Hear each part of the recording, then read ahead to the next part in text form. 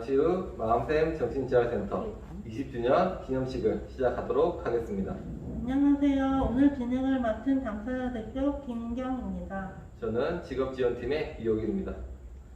본 20주년 기념식 및 선포식은 1부와 2부로 나누어 진행될 예정입니다. 1부는 기념식 및 기념패 전달 예정이며 2부는 마음샘 정신재활센터 20주년 선포식으로 진행될 예정입니다. 끝까지 함께 해주시길 바라겠습니다. 벌써 마음샘 정신재활센터가 20주년이 되었다니 믿기지가 않네요. 제가 2007년 5월에 처음 마음샘에 와서 재활훈련으로 탬버린, 쇼핑백, 기계 부속품 등을 만드는 활동을 했는데 현재는 취업까지 하여 딜리버리 업무를 하고 있는 걸 보면 저도 많이 변한 것 같네요. 네, 2021년도에도 마음샘 정신재활센터를 잘 부탁드리도록 하겠습니다. 행사에 앞서 마음샘 정신재활센터 20주년 기념식 및 선포식에 관심을 가져주신 모든 분들을 찾아뵙고 감사 인사를 드리고 싶지만 대면하기 어려운 현 상황이 너무도 아쉽습니다. 마음샘 정신재활센터 20주년 기념식 및 선포식을 통해 본 기관의 역사를 공유하고 당사자들이 받는 서비스의 질, 당사자들의 삶의 질이 조금이나마 나아지길 바라는 마음입니다. 다시 한번 마음샘 정신재활센터 20주년 기념식에 함께 해주신 모든 분들에게 감사 인사 전하며 지금부터 2020년 마음샘 20주년 기념식을 시작하겠습니다. 먼저 마음샘 정신재활센터 조왕덕 당사자 대표의 인사말이 있겠습니다. 안녕하십니까. 마음샘 정신재활센터 당사자 대표 조황덕입니다. 먼저 마음샘 정신재활센터 20주년을 축하해 주시기 위해 함께 해주신 당사자분들, 가족분들, 그리고 마음샘 정신재활센터를 이용해 주시는 모든 분들께 감사한 마음을 전합니다. 마음샘 정신재활센터 20주년이라고 하니 옛 추억들이 떠오릅니다. 처음 3.5평 조그만 공간에서 2, 3명이 보호 작업 활동을 하고 장명찬 원장님과 외부에서 건물 청소, 구두 닦기, 아이스크림 판매 등 다양한 활동을 하였습니다. 20년 동안 끊임없이 도전하였던 직업재활 활동이 저를 성장시켰습니다. 지금은 어느덧 당사자 대표로 마음샘을 이용하시는 모든 분들에게 회복과정을 지원하고 있고 도시양봉 강사로 활동하고 있습니다. 우리 마음샘 정신재활센터를 통해 지역과 소통하는 방법을 알 수 있었습니다. 서로 배려하고 협력하는 마음샘 공동체가 널리 알려졌으면 좋겠습니다. 더욱 성장하는 마음샘 정신재활센터가 되겠습니다. 다시 한번 오늘 20주년 기념식을 함께 해주셔서 감사합니다. 조왕덕 선생님의 인사 말씀 잘 들었습니다. 다음은 경기사회봉사회 김원영 이사장님의 경력사가 있겠습니다. 마음샘 20주년을 축하합니다. 같이 지낸 김원영 회장 할아버지가 코로나 때문에 가지를 못하고 지금 영상으로 축하를 드려요. 지난 20년 동안을 생각해 보니까 또 생각나는 게 일본 북해도에 같이 갔던 생각이 납니다. 지난 20년이 즐거운 20년이었던 것과 마찬가지로 마음샘 회원 친구들 전부 앞으로의 20년도 즐거운 마음샘에서의 생활이 되기를 바랍니다. 마음샘 창립 20주년 정말 축하드립니다.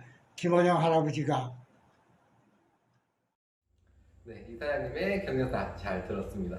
다음은 마음샘 정신재활센터 김영자 가족고모님의 축사가 있겠습니다. 마음샘 정신재활센터 20주년을 축하드립니다. 청년의 나이가 된 마음샘 정신재활센터 20주년 기념식과 지나간 20년간 마음샘의 발전과 사회공헌에 애써주신 노고를 치하하며 함께 기뻐하는 시간이 되길 바라면서 오늘같이 의미 있는 날 함께 모여 성년이 되는 창립일을 기념하고 자축할 수 있는 자리를 마련해야 하는데 모두가 어렵고 힘든 시기라 만나지 못하는 것이 아쉽습니다. 앞으로 마음샘 공동체가 함께 누릴 미래를 그리면서 이 자리에 이어 30년을 향해 헌신과 희생과 봉사를 다짐하는 맹세의 시간으로 당사자와 가족들은 마음을 다짐하는 마음으로 축산을 대신합니다. 김영자 가족 부모님의 축사 잘 들었습니다. 다음은 마음샘 정신재활센터 기념 영상을 함께 시청하도록 하겠습니다.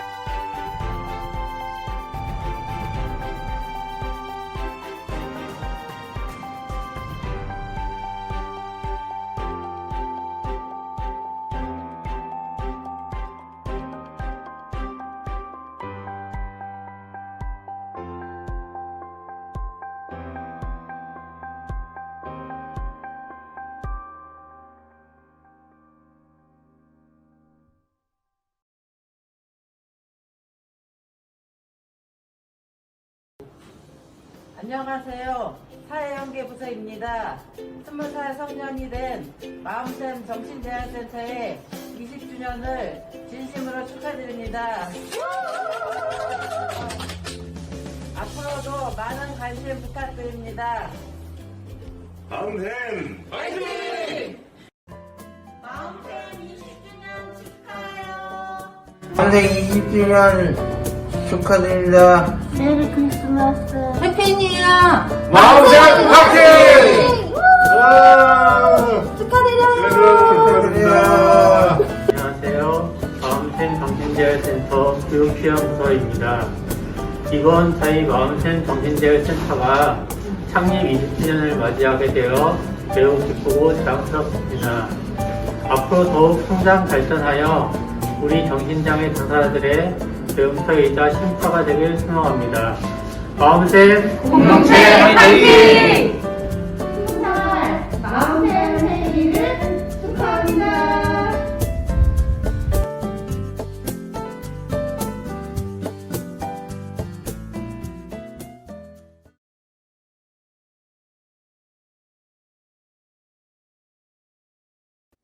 정신장애 당사자 중심의 초심을 지키며 센터가 성장할 수 있도록 헌신적으로 지원해주신 개인 및 단체에게 감사패 전달식이 있겠습니다. 코로나19로 직접 전달하지 못한 점 양해 부탁드립니다.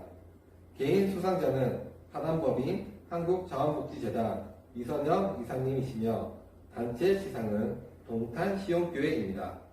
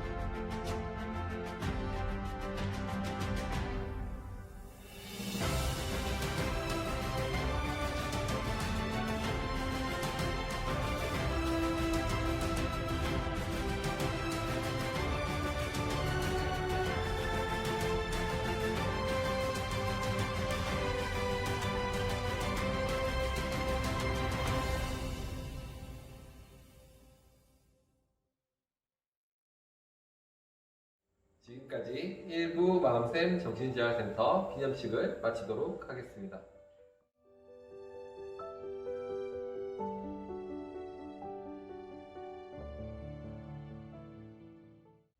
2부로 창립 20주년 선포식이 있겠습니다.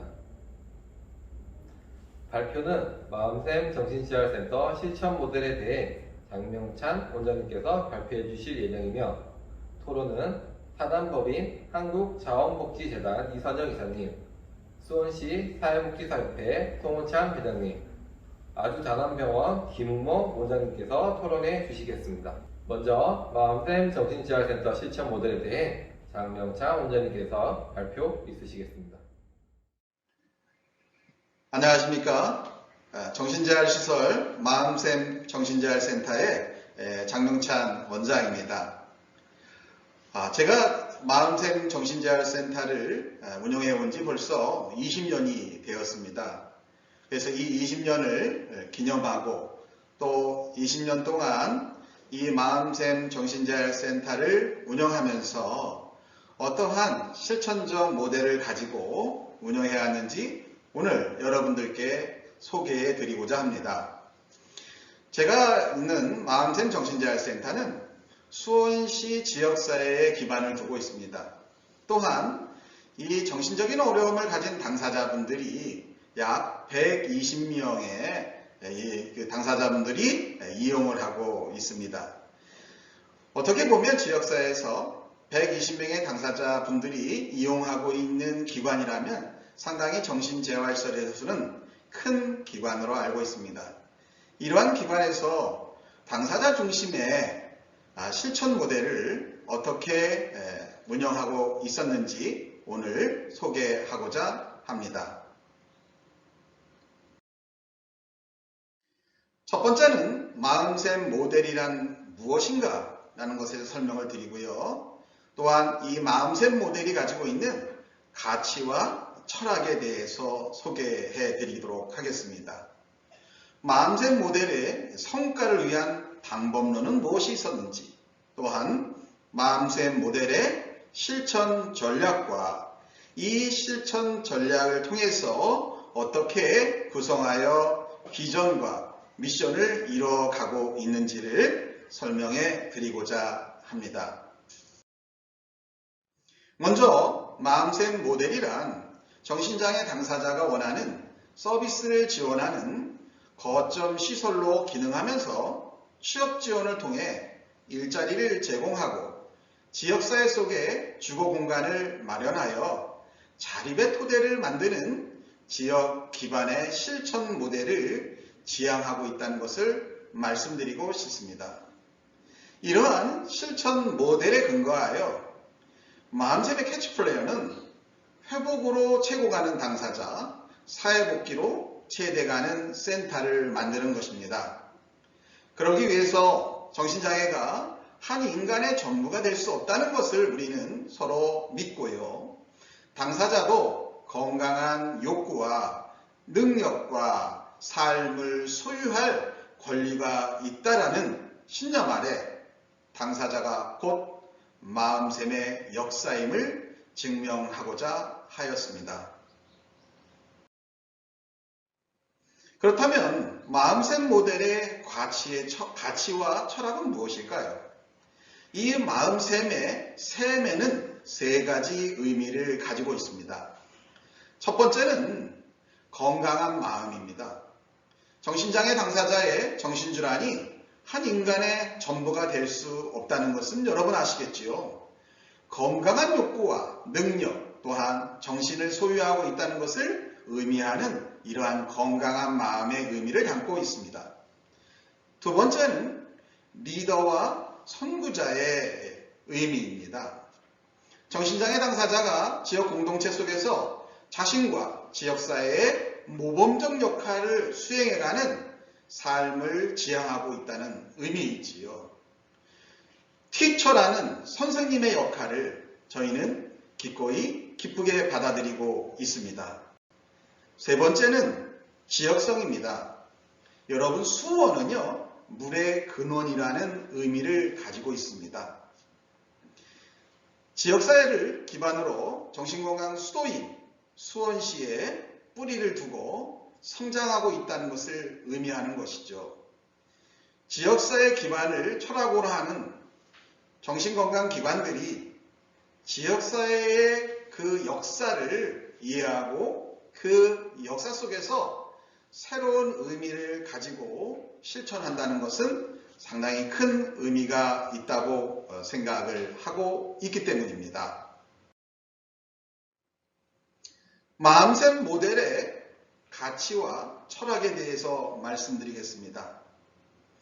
미션과 비전을 보면 미션은 정신장애 당사자 또한 가족, 사례관리자가 함께 성장하며 스스로 잠재력을 발휘하고 존중받을 수 있도록 최선의 연대를 통해서 최고의 지역사회 정신건강을 이끌어가는 기관이 되겠다는 미션을 가지고 있습니다.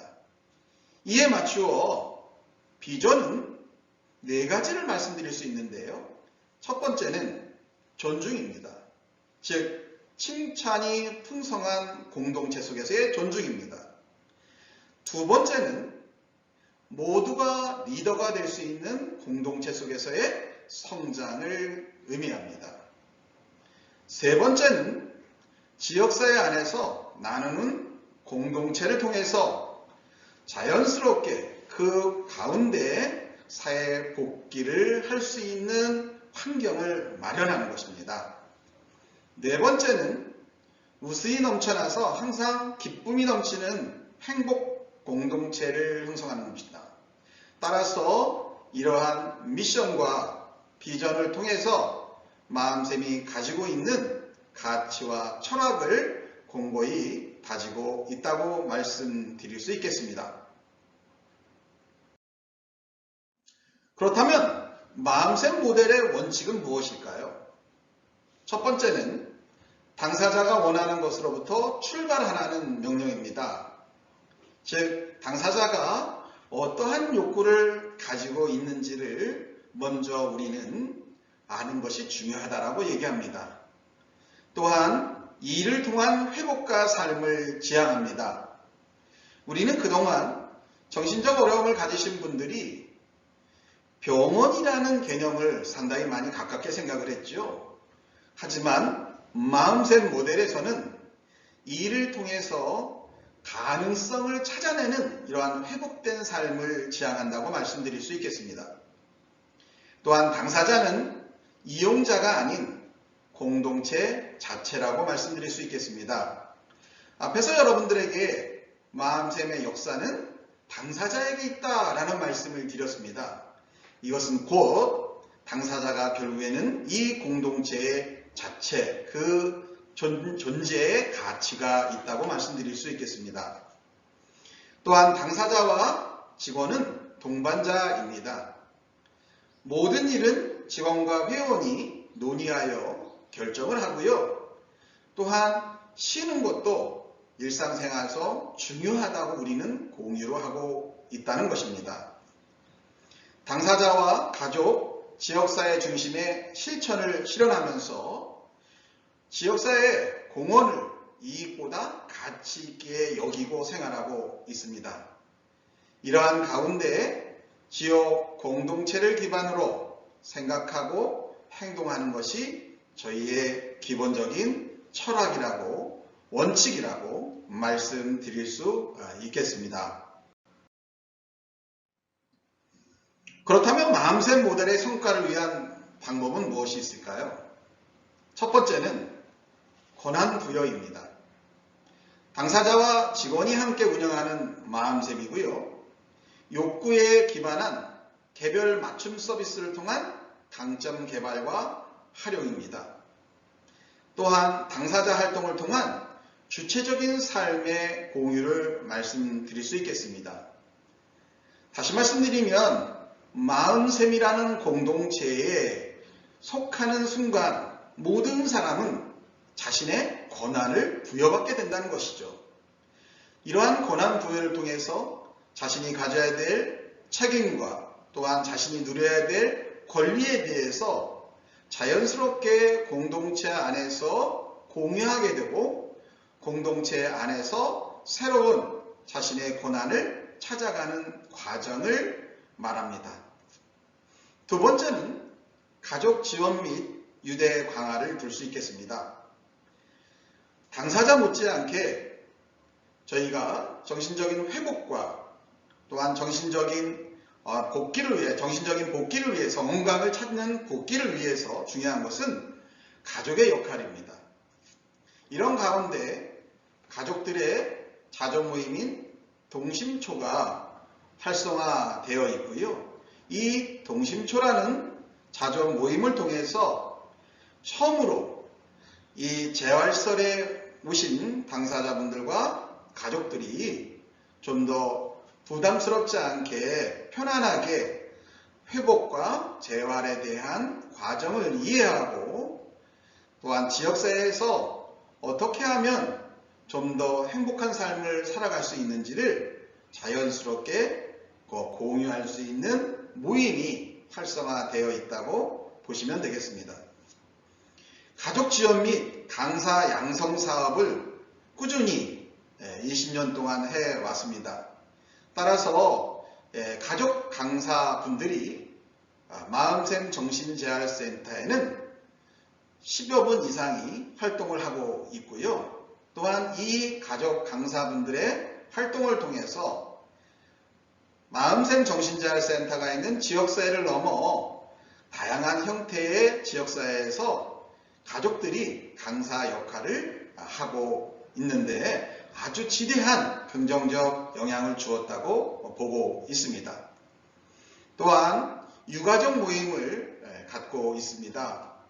어떠한 이유에 의해서든 간에 당사자의 어떠한 슬픔을 가지고 있는 가족들을 한자리에 같이 모여서 서로 위로하고 새로운 형태의 당사자 지원을 위한 또한 가족 지원을 위한 좋은 생각들을 공유하면서 이 유가족 모임을 실시하고 있습니다. 세 번째는 연대와 네트워크입니다. 지역사회의 공존을 주장하고 있는 또한 이러한 가치를 실현하기 위해서 이 마음샘 정신재활센터에서는 일찍이 7년 전에 사회적 기업을 만들었습니다. 그리고 이 사회적 기업을 통해서 우리 당사자분들이 가지고 있는 강점을 수혜의 대상으로 보았던 그동안의 관점에서 지역사회에서 공헌의 주체로 전환시키는 데에 상당한 성장을 하게 되었고요. 또한 공존을 위한 지역사회 자원체계를 구축하는 데에 상당히 효과적인 영향을 주었다고 보고 있습니다. 당사자가 원하는 방식으로 또한 살아갈 수 있도록 지원하는 형태들이 이러한 지역사회 연대와 네트워크와 또한 사회적 기업을 통해서 가능성을 발견하면서 그 가능성이 시작이 되어 지금은 현재 60여 명이 넘는 분들이 지역사회에서 직업활동을 하고 있습니다. 마음샘 모델의 실천 전략을 한번 살펴보겠습니다.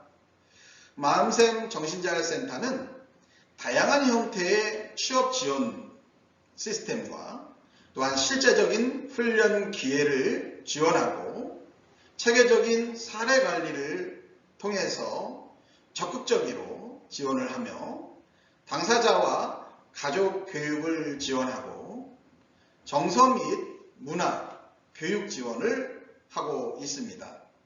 또한 지역사회 자원의 연계를 통해서 지역사회 속에서 지속적인 연대활동을 하고 있으며 사회적 기업, 주식회사, 마음샘을 통해서 다양한 형태의 지원을 하고 있습니다. 이러한 지원이 만들어지기까지는 지역사회의 정신건강 증진기관이라든가 복지서비스 기관이라든가 공공기관 및 자활 관련 기관들이라든가 평생교육기관 사례관리기관, 사회적 경제단체기관, 또한 자원봉사 서포터즈 단체들, 또한 마음샘 정신재활센터와 MOU를 체결한 희망나래 기관들이 그 중요한 역할과 그 중요한 활동에 참여를 하고 있다고 말씀드릴 수 있겠습니다. 이를 통해서 비전을 위한 전략을 말씀드린다면 크게 4가지를 말씀드릴 수 있겠습니다. 첫 번째는 존중입니다. 이 존중은 우리는 동료라는 개념을 가지고 의사 결정에 대한 역량을 강화시키고 또 실질적인 역량 강화의 프로그램과 사업들을 진행하고 있으며 강점과 잠재력을 찾아내는 프로그램들을 다양하게 실행하고 있습니다. 또한 두 번째는 성장입니다. 이 성장은 향후 당사자분들의 삶에 대비하는 것을 목표로 하고 있으며 당사자의 리더를 양성하고 그 능력을 성장시키고 이를 통해서 동료 지원의 능력을 성장시키는 데 목표를 두고 있습니다. 세 번째는 사회복귀입니다. 자기주도적이며 지역사회와 공존하는 삶을 통해 사회에 복귀하고 사회생활을 해나가는 것을 전략으로 삼고 있습니다. 네 번째는 행복입니다. 축제가 있는 공동체, 또한 문화가 있는 공동체, 배려가 있는 행복한 공동체를 이루고자 하고 있습니다. 마음샘 모델은 이러한 비전 아래 크게 당사자를 중심으로 시민, 지역사회, 가족, 직원, 동료, 또한 다양한 형태의 직업을 통해서 마음샘 모델은 형성되었다고 말씀드릴 수 있겠습니다. 지금까지 말씀드린 마음샘 모델에 대한 구상도를 여러분들한테 제시한다면 미션은 정신장애 당사자와 가족, 사례관리자가 함께 성장하며 스스로 잠재력을 발휘하고 존중받을 수 있도록 최선의 연대를 통해서 최고의 지역사회 정신건강을 이끌어가는 기관을 가지고 있다면 그 비전에서는 존중, 성장, 사회복귀, 행복의 4가지 키워드의 비전을 가지고 있습니다. 그러기 위해서는 지금까지 그랬듯이 향후에도 마음샘 정신재활센터는 지역사회 속에서 다양한 형태의 활동과 지역사회와 공유하는 연대 사업들을 꾸준히 지향할 것으로 말씀드리겠습니다. 이를 통해서 정신장애인에게 다양한 자원들이 지원하고 이 자원들을 통해서 지역사회에서 건강한 회복을 통해 정신장애 당사자분들의 행복한 삶을 보장할 수 있는 그 날을 기대해 봅니다. 감사합니다.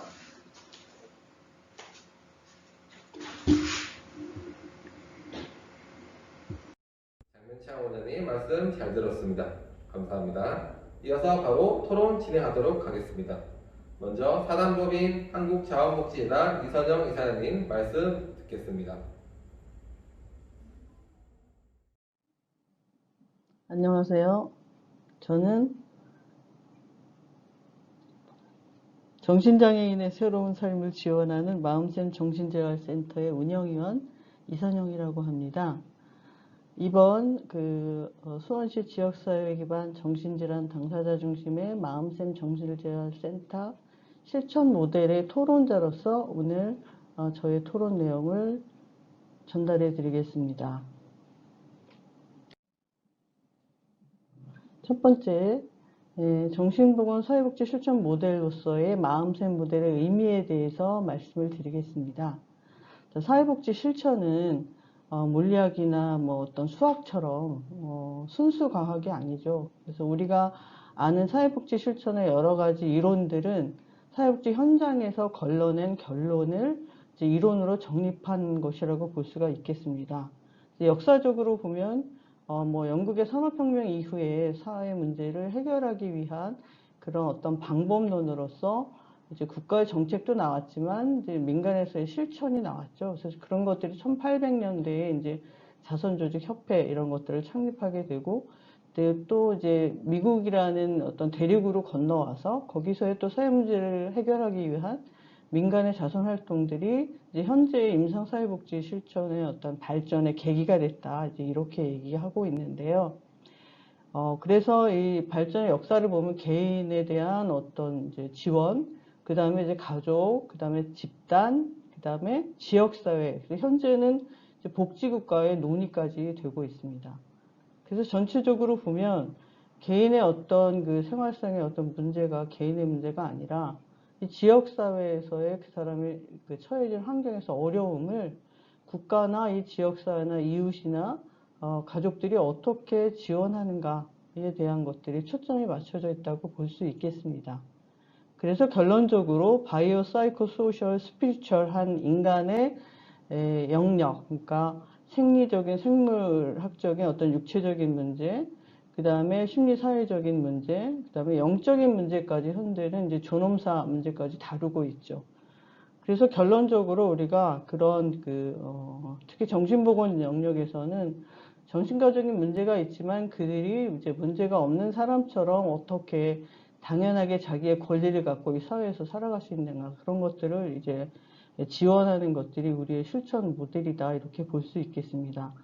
광의적으로 보면 뭐 우리가 알고 있는 여러 가지 문제 해결 모델, 강점 관리 모델, 뭐 여러 가지 문제에 대한 해결의 모델이 있지만, 이 본론에서 다루는 것들은 이제 사회복지 현장, 마음샘 정신재활센터를 중심으로 해서 이루어진 거기에 어떤 당사자들을 어떻게 지원하고 그들이 또 어떻게 어떤 욕구를 갖고 살아왔고 그 욕구에 부응해서 어떤 실천들을 해갈 것인가, 이제 이런 것들을 우리가 20년의 역사를 가지고 해온 것들을 이번에 이제 자료집으로 묶었는데요. 그래서 원래 모델이라고 하면 어떤 그 공식을 갖고 이 사람들이 이렇게 치료하면 이렇게 나아질 것이다 라는 것들을 제안하는 것이지만, 사회복지는 그런 어떤 그 연역적인 것보다는 귀납적으로 결과적으로 보니까 이분들이 살아가야 이런 것들이 적당하더라, 이런 것들을 이제 모델로서 만들어가는 것들도 지역사회 모델에서 굉장히 중요한 부분들이라고 볼 수 있겠습니다. 그런 의미에서 마음샘 모델은 그때그때의 사회적 변화와 당사자들의 욕구 충족에 대응하고자 이 수원시 지역의 여러 가지, 또 경기도의 이런 지역사회 자원을 개발하고 연계해서 제공하고자 한 이제 노력의 결과이고, 이것을 진압적으로 개념 정리한 것이라고 볼 수가 있겠습니다.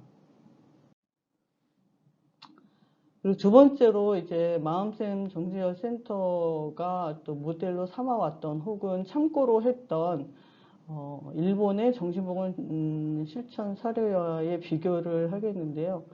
요거는 이제 제가 같이 이제 김원장님과 여기 직원들, 당사자들과 같이 방문한 것도 있고, 또 웬만한 정신보건의 현장이나 어떤 이제 그 현장 전문가나 또 보건의료 영역의 공무원들도 거의 아마 다 방문을 하신 사례라고 볼 수가 있는데, 이제 이 민간의 이 정신보건 사회복지사를 중심으로 해서 발전한 사례가 하나 있고, 또 하나는 이제 클리닉, 이제 병원의 의사, 정신과 의사 중심으로 이제 발전시킨 사례가 있습니다. 그래서 첫 번째 사례는 일본의 북해도의 도카치 지역의 오비히로시라는 데가 있는데, 거기에 이제 데이케어 센터를 중심으로 해서 이 이사장인 가도야 정신보건 사회복지사 선생님께서 1991년부터 이 북해도 오비히로시에 거주하는 정신장애인들의 욕구에 따라서 다양한 어떤 사회 서비스들을 이제 개발을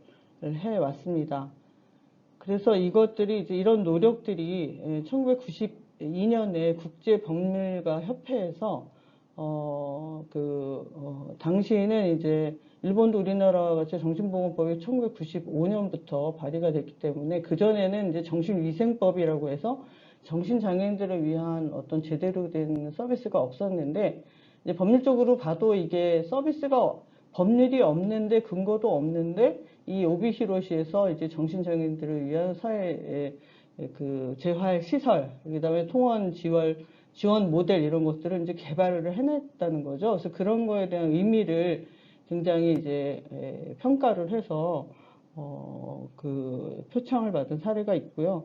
그다음에 96년도에 국제 BPPR 협회라고 해서 International Best Practice in Psychosocial Rehabilitation Committee, 이제 WHO에서 이런 이제 그 그러니까 사회의 어떤 그 이제 재활의 모델로서 굉장히 베스트 프랙티스다라고 이제 평가를 받은 이런 사례로서 이 오비히로 데이케어 센터가 굉장히 이제 칭송을 받았습니다.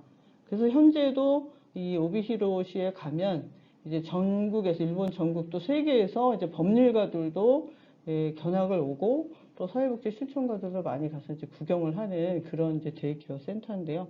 여기에서 중요한 거는 이제 이사장님께서 의료 모델이 중요한 게 아니라 라이프 모델, 생활의 어떤 문제를 어떻게 해결하는가, 그 사람들이 이제 먹고 자는 거, 그래서 이제 주거 시설을 일단 해결을 하고 또 이제 일과가 필요하니까 이제 취업에 필요한 그런 서비스들을 개발을 합니다. 그 다음에 이제 여가에 대한 여러 가지 대안들을 마련하고 이렇게 차례차례로 정신장애인 당사자들의 어떤 욕구에 따른 지역사회의 어떤 그 서비스들을 개발을 하고 그런 것들을 이끌어내고 그런 것들을 볼 수가 있는데요.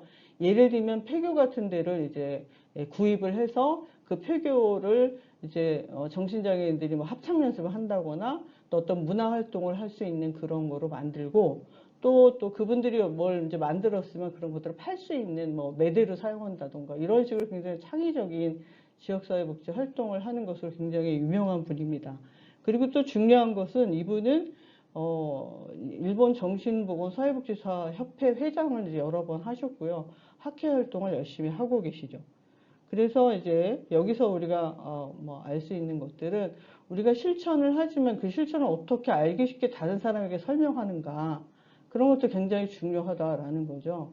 Social Work as Art라는 책에 보면 사회복지사들이 하는 여러 가지 실천들이 하는 거에 비해서 너무 적게 쓰여져 있다. 우리가 쓰지 못한다. 쓰지 못한다는 것은 이제 기록을 못하고 다른 사람에게 전달하지 못한다. 이런 것들은 이제 문제제기를 하고 있습니다. 그렇지만 이제 그런 면에서 이 가도야 이사장님은 그런 이제 학회와의 연계를 통해서 자기들의 실천을 잘 이제 전달을 하고 있고 또 법률가들이 이제 연구를 할 정도로 이 선제적인 사회복지 실천의 어떤 그런 모델을 보여주고 있고요. 그러면서 굉장히 평가를 받고 있고, 두 번째 모델은 일본 도심에 있는 이제 구보타 클리닉의 긴시초 모델이라고 하는데, 여기서는 이제 이 구보타 선생님이 이제 정신과 의사이고 일본의 데이케어 학회의 이제 회장이기도 합니다. 저도 이제 거기 가서 발표한 적이 있어서 이분을 뵌 적이 있는데, 여기에 특징인 클리닉을 중심으로 해서 이 8층의 9층의 건물을 이제 외래 진료, 데이케어, 나이트케어, 방문 간호 스테이션 뭐 이런 것들을 이제 다 거기에 이제 제공을 하고, 근처에 이분들이 이제 정신장애인들이 도보로 이용 가능한 취업 이행 지원 사업소나 상담 지원 사업들을 병설 시설로 운영을 하고 있습니다. 그래서 본인들의 어떤 그 정신과를 이제 다기능형 정신과 진료소다 이렇게 이야기를 하고, 또 이분이 그런 이제 일본 정신신경학회에서 이제 2008년에 긴시초 모델을 발표를 해서 학회에서 이제 표창을 받는 그런 이제 업적도 있습니다. 그것의 이제 사회적 배경을 보면 일본에서도 이제 입원 환자가 많은 거에 대한 사회적 비판이 많기 때문에 이 정신과 병원이 어디로 갈 것인가, 결국은 지역사회에 다양한 이제 서비스들을 끌어안으면서 낮병원, 반병원을 이제 운영을 하면서 이제 입원하지 않지만 그분들을 이제 클리닉에 오게 할 수 있는 다양한 방법들을 모색해야 되는 시대가 온 거죠. 그러다 보니까 이제 데이케어 학회에 저도 참가해봤지만 다양한 사람들이 참여하고 있는데 그 중심에는 의사들이 있습니다.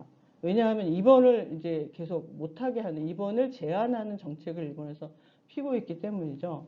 그래서 이제 우리나라에서도 이제 클리닉 중심의 여러 가지 이런 지역사회 이제 정신보건 실천 모델들이 나올 수가 있는데요. 이 이제 긴시초 모델의 특징은 의료와 복지를 연계해서 이 당사자가 지역사회에서 생활이 가능하도록 지원한다. 이런 부분들을 이제 볼 수가 있겠고, 본인들의 모델을 긴시초 모델에, 긴시초는 이제 역의 이름이고 그 지역의 이름입니다. 그래서 이제 우리는 마음샘 모델이라고 했지만 여기는 그 지역을 중심으로 긴시초 모델이라고 이제 주장을 하고 있는 것이죠.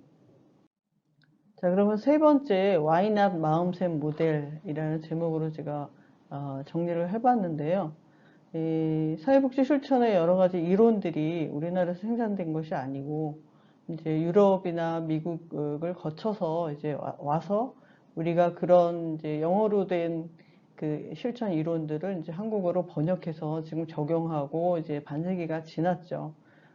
그런데 이제 순수 과학에서처럼 실험 집단, 통제 집단을 나눠서 정신장애인들에 대한 어떤 이제 프랙티스 실천을 이렇게 실험하기는 쉽지가 않습니다. 그래서 쿼지 익스페리멘털이라 그래서 이제 뭐 유사 실험 뭐 이런 식으로 해서 이제 실천 모델을 써서 이제 많이 이 방법론이 좋은가 나쁜 것인가 뭐 이런 것들에 대한 연구를 이제 많이 하고 있는데요.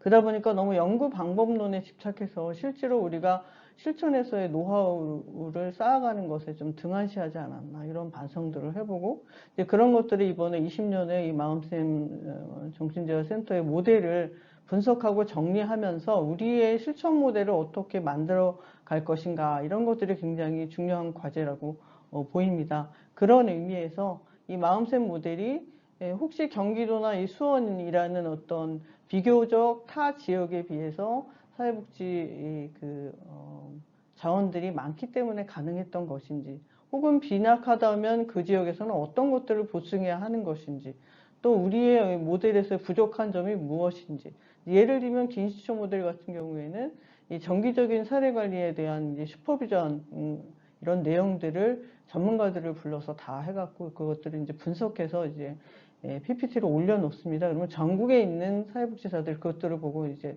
내용들을 이제 공부를 하고 뭐 이런 식으로 해서 이제 정보 전달을 하거든요. 그러니까 그런 것들을 통해서 우리가 세세하게 1대1의 어떤 이제 사례 관리 모델에서도 실질적으로 이 정신장애인들이 어떤 장애를 겪고 있고 어떤 것들이 부족해서 우리가 자원을 연계해보니까 이런 것들이 효과가 있더라. 뭐 이런 것들을 이제 앞으로 증명을 해내야 되는 그런 과제들이 있습니다. 그리고 이제 우리가 전 모델에서 본 것처럼 이제 민간의 사회복지 센터에서 한 것과 또 의료적인 어떤 모델을 가지고 한 것의 차이가 있다면 제가 읽은 책 중에서 The Other 23 Hours라는 책이 있었는데 1시간의 어떤 이제 치료 시간보다 23시간의 케어가 굉장히 중요하다라는 이야기를 하고 있습니다. 마찬가지 정신장애인들이 이제 병원에서 약 먹고 그것으로 다 나을 수 있는 것이 아니기 때문에 그분들을 한 사람의 생활인으로 보고 생활에서 어떤 어려움들이 있는지 우리가 그런 것들을 파악을 하고 그 어려운 부분들을 이제 해결해주는 다양한 사회적 자원을 연계를 할 때 비로소 그분들이 인간다운 생활을 할 수 있지 않을까. 그래서 이 마음샘 모델에서는 그러한 20년의 이제 축적을 통해서 그분들을 위한 어떤 모델이 어떤 것들이 중요한 것인가 이런 것들을 이제 분석해 내어야 된다고 생각합니다. 그래서 향후의 과제를 본다면 일본의 성공 사례에서 볼 수 있듯이 뭐 보건소든 민간이든 병원이든 그 지역사회복지 역량이 굉장히 큰 그런 기관을 중심으로 해서 지역사회 복지의 어떤 역량들이 더 강화될 수 있다고 보고요. 이유는 어쨌든 이 정신장애인들이 이 지역사회에서 안심하고 살 수 있고 그분들의 생활이 더 어려움이 없이 잘 생활 문제를 해결할 수 있도록 도와주는 것이 중요하다고 봅니다. 그런 의미에서 이번에 마음샘 모델을 주창을 하셨는데 이러한 첫걸음이 굉장히 고무적이고 앞으로 이런 민간의 정신재활센터를 중심으로 한 정신보건 실천의 모델로서 앞으로의 학술적인 어떤 연구 또 그런 그 실천의 작업 이런 것들을 잘 기록하고 또 분석하고 또 비교해서 더 발전시켜 나가는 것들이 우리의 과제라고 생각합니다. 이상입니다. 이선영 이사님의 말씀 잘 들었습니다. 이어서 바로 수원시 사회복지사협회 송원참 회장님의 말씀 듣겠습니다. 네, 안녕하세요. 저는 수원시 사회복지사협회장 송원찬입니다. 마음샘 정신재활센터의 그 20주년 기념 토론회에 토론자로 참여하게 돼서 무척 영광스럽게 생각합니다. 코로나19가 아니었으면 더 성대하고 뜻깊게 행사를 치렀을 텐데요. 이렇게 비대면으로 만나 뵙게 돼서 너무 아쉬움이 많습니다. 지난 20년 동안 항상 새로운 모델을 만들기 위해서 노력해온 것을 저는 가까이에서 봤기 때문에 더더욱 20주년 진심으로 축하를 드립니다.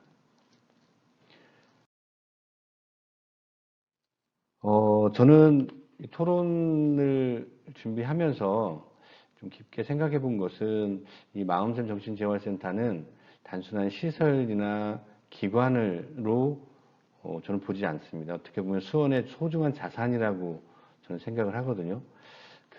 지난 20년 동안 항상 새로운 모델들을 만들기 위해서 그리고 정신재활인들의 일을 통해서 회복하고 지역사회와 공존하는 삶이란 이상을 어떻게 보면 그 이상적인 내용을 우리 평범한 일상으로 만들기 위해서 여기 계셨던 분들의 가진 상상과 여러 가지 내용들을 실천해온 20년이라고 감히 말하고 싶습니다.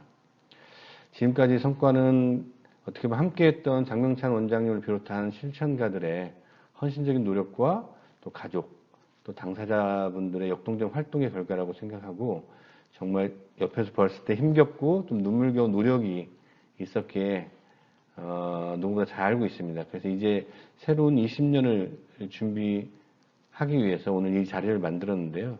제가 몇 가지의 의견들을 좀 제안하고자 합니다. 첫 번째는 지난 20년 동안 옆에서 지켜봤을 때 마음샘 하면 장면찬 원장님이 떠오릅니다. 언제나 새로운 리더십과 또는 열정 그런 활동들을 옆에서 보면서 존경도 하고 또 걱정도 하고 뭐 여러 가지 마음이 있었는데 앞으로 또 20년을 비전을 고민하면서 저의 고민은 어쨌든 이 장면찬 원장님에게만 모든 걸 맡겨서는 안 된다. 감히. 따라서 이 마음샘에서 했던 각종 사업이나 활동들을 좀 분석을 해서 이 정신장애인들의 인파워먼트 뿐만 아니라 우리 같이 하고 있는 소중한 실천가들의 역량을 배가시켜서 이들이 수원시의 요소에서 이 리더십을 좀 더 발현할 수 있도록 그래서 미래의 마음샘을 이끌어갈 제2의 장명찬, 제3의 장명찬이 계속 배출되었으면 좋겠습니다. 그리고 두 번째는 지난 수원시의 이 여러 가지 정책을 쭉 보면서 특히나 마음샘은 수원시라고 하는 지역사회에 기반한 모델 구축에 항상 관심이 많았던 걸 알고 있습니다. 그러려면 수원시의 정책 방향과 그 궤를 같이 해야 할 필요가 있을 것 같습니다. 수원시는 오랫동안 건강도시 또는 정신건강 수도라는 지향점을 가지고 수원시정이 운영되는 걸로 저는 알고 있는데요. 하지만 안타깝게도 예전 같지 않은 것이 현실입니다. 그 지속가능한 정신건강과 정신장애인들의 정책이 제가 보기에는 좀 다소 수원시 현재 상황은 좀 부재하지 않느냐. 이런 모습을 타개하기 위해서라도 마음샘의 중요한 역량이 좀 집중돼서 이런 정책 변화를 좀 주도해 줬으면 하는 바람입니다. 특히나 이 마음샘이 앞으로 20주년을 체계적으로 지금 고민하고 있을 때 특히나 민선 8기가 다가오게 됩니다. 새로운 시정이 펼쳐질 텐데요.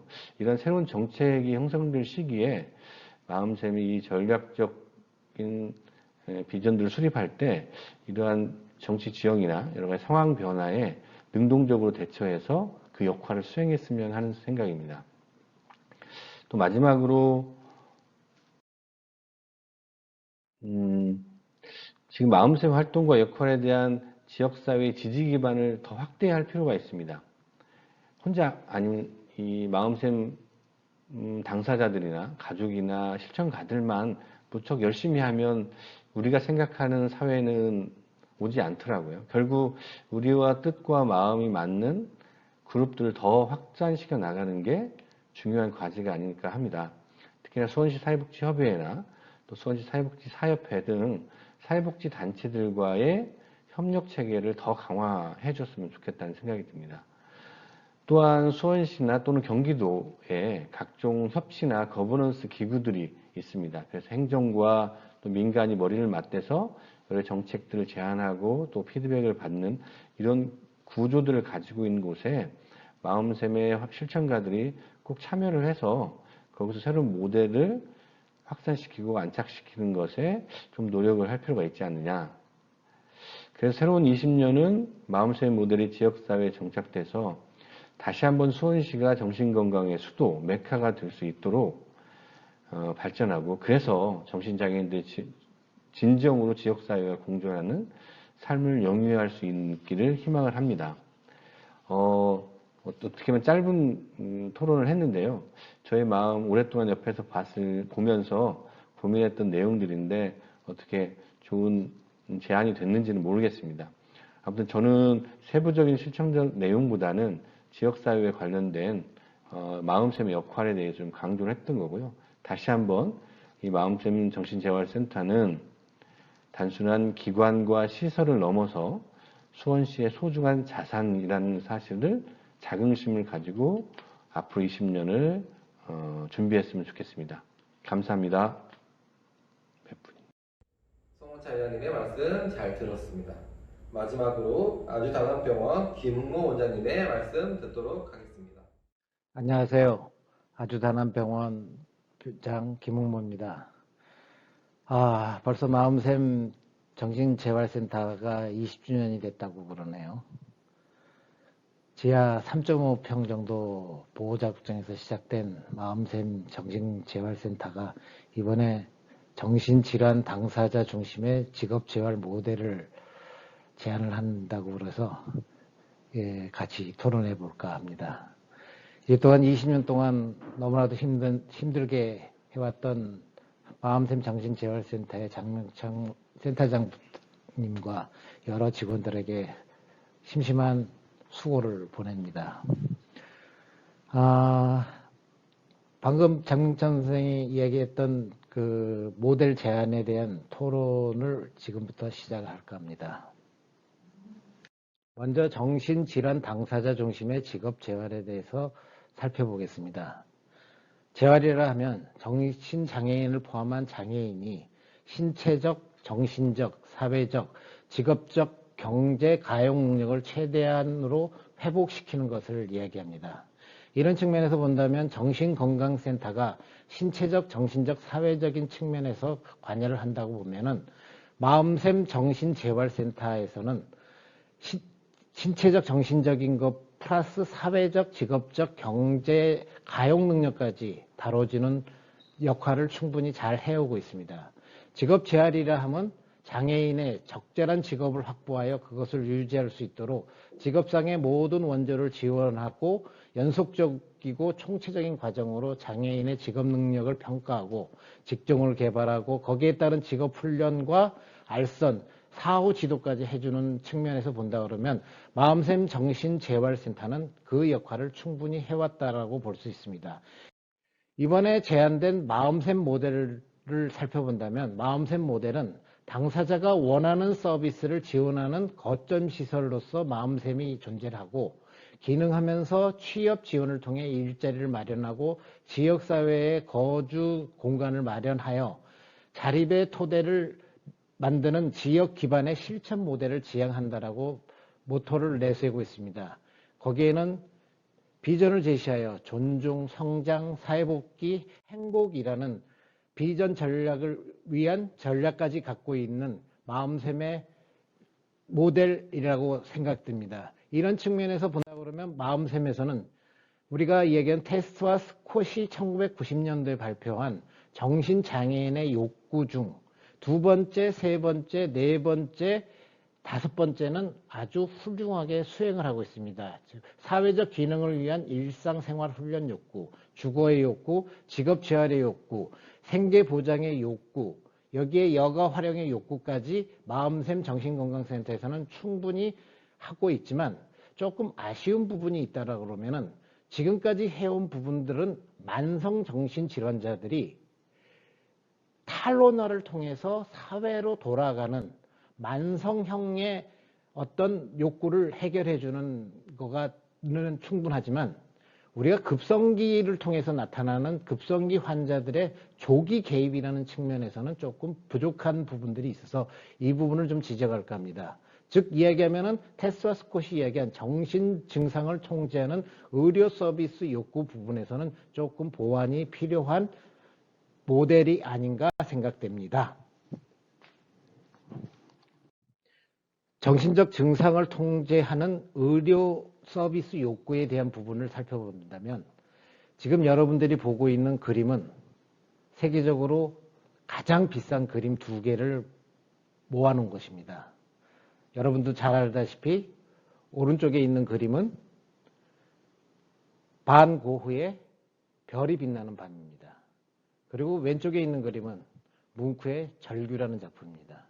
이 작품의 공통점은 비싼 그림이라는 것도 있지만 둘 다 병적인 상태에서 그린 그림입니다. 반 고흐의 별이 빛나는 밤에를 그리고 나서 반 고흐는 밀밭에서 자살을 했습니다. 반면에 뭉크는 이 절규라는 그림을 그리고 정신병원에 1년간 치료를 받고 나서 90살까지 살면서 많은 그림을 그린 차이가 있는 그림입니다. 결국에 우리가 정신과 증상을 통제할 수 있는 의료 서비스 욕구가 충족이 됐다면 우리는 지금 반 고흐의 그림을 더 많은 곳에서 볼 수 있고 더 훌륭한 그림들을 볼 수 있었을 텐데 그거를 놓쳤던 아쉬움이 남습니다. 결국에는 지금 증상이 갖고 있다고 해서 재활을 하지 못하지는 않습니다.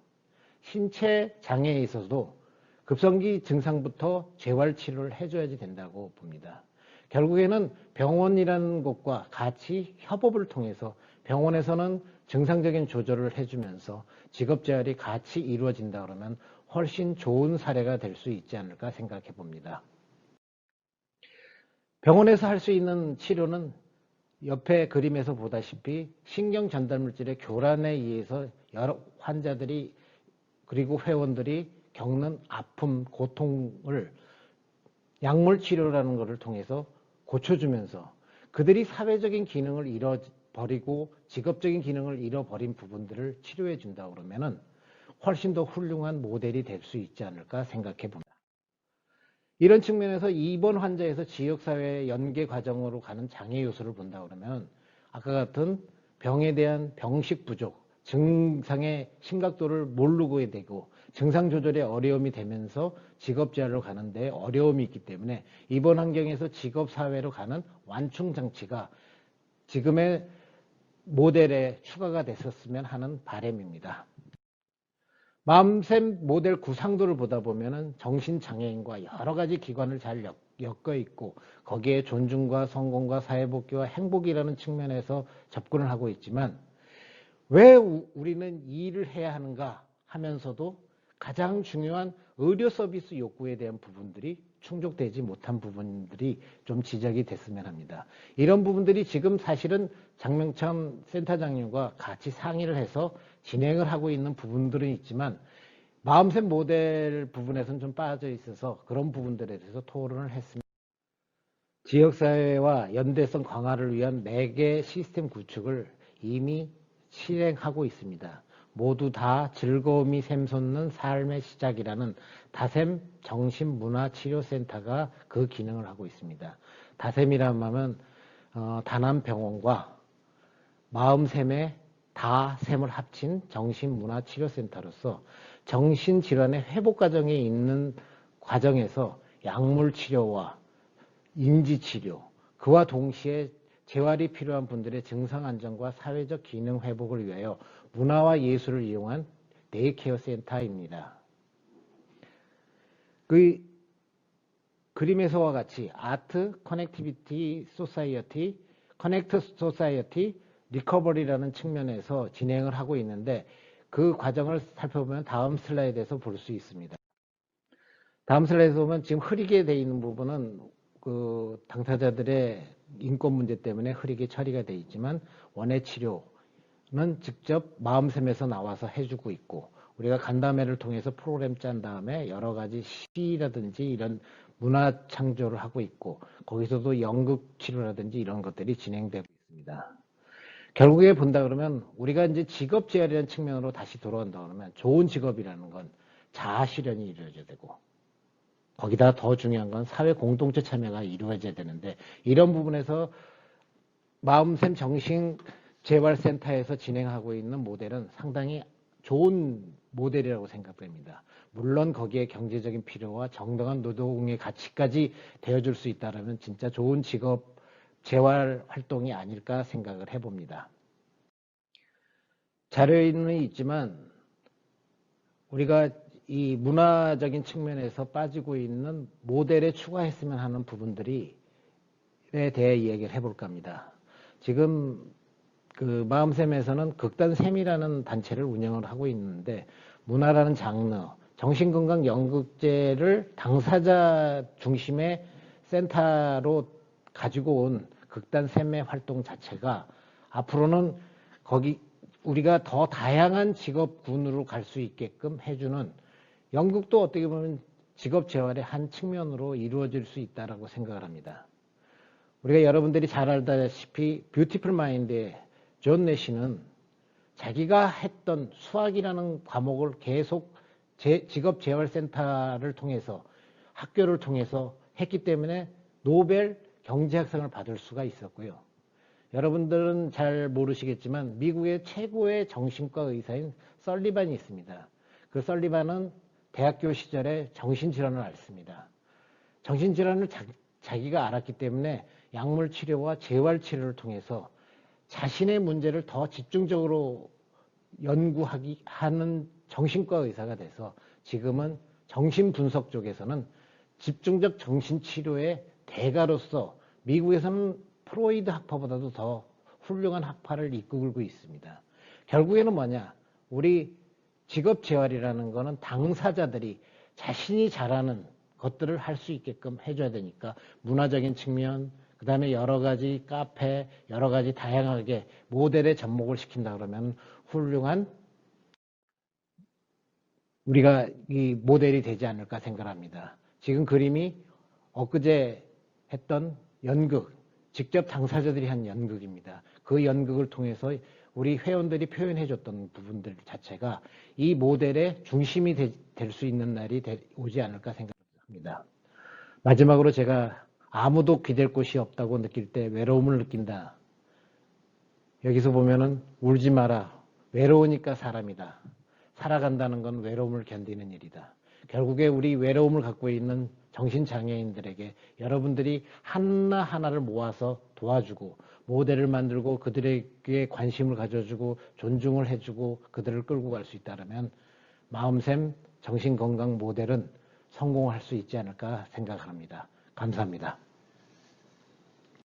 김모 원장님의 말씀 잘 들었습니다. 토론에 참여해주신 세 분의 토론자님께 감사드립니다. 오늘 마음샘 정신재활센터가 수원 지역을 기반으로 실천해온 20년의 발걸음을 여러분과 함께 공유하는 의미 있는 시간을 가졌습니다.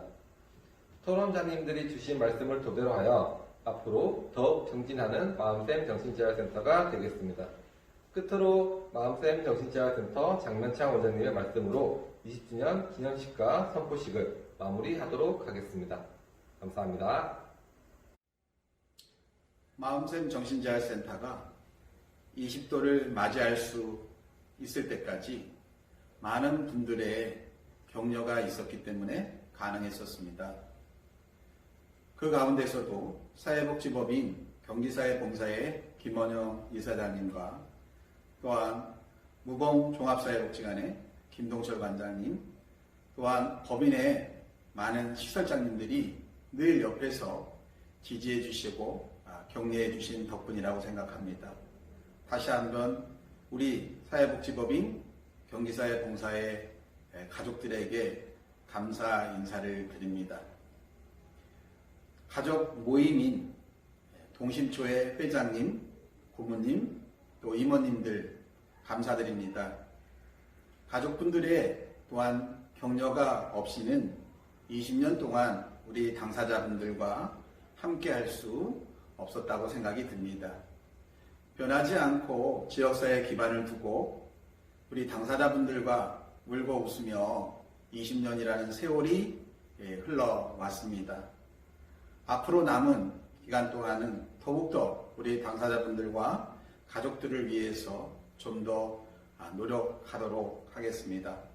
그동안 부족함이 있었다면 널리 이해해 주시고 함께 앞으로 시간을 함께 하면 좋겠습니다. 오늘 또한 수상을 하신 동탄 시온교회와 이선영 교수님께 이 자리를 빌어 다시 한번 감사드립니다.